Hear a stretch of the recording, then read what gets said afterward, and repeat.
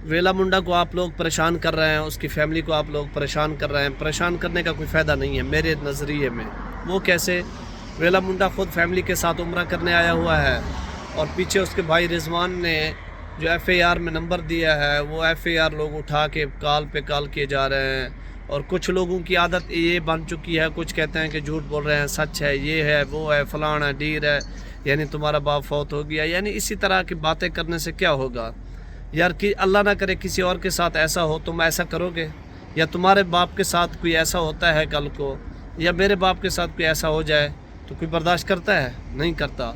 तो आप लोग ऐसे क्यों झूठ बोल रहे हैं? तुम्हारा बाप को खुद छुपाया हुआ है, फिर उसके बाद करोड़ रुपए मांग रहे हैं, फिर वेला मुंडा की वाइफ है, ये है, वो, ये क्या चल रहा है? मतलब मेरी समझ में नहीं आ रहा। उनको क्यों खामखा तंग करते हैं आप लोग यार? वो एक आदमी पहले से परेशान है। परेशान होने का मतलब क्या है? वो खुशी से बैठा हुआ है, वो परेशान है। परेशान होने के बाद भी आप लोग उनको तंग कर रहे हैं। तंग करने का मतलब है कोई?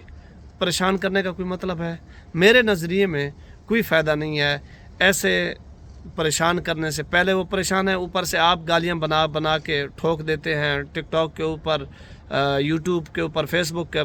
आज मैंने खुद सुना है कि एक लड़का कह रहा था कि वेला मुंडा के बाप फौत हो चुका है, उसका जनाजा कल होगा।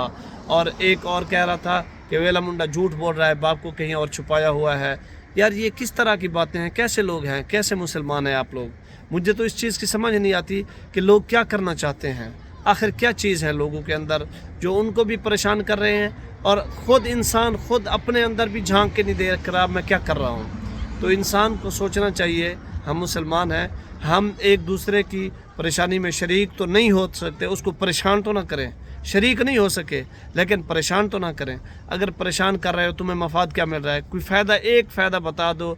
तो हाँ, तुम्हारा एक फ़ायदा है, झूठ बोलने से हो सकता है व्यूज़ मिल जाएं, या तुम्हारी जो फ़ैन फॉलोइंग है वो बढ़ जाएगी। बस इसके अलावा और कुछ भी नहीं है, ठीक है? और कुछ भी नहीं हो सकता।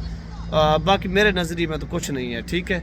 बाकी अगर बात अच्छी लगी है तो दुआ में याद रखिएगा।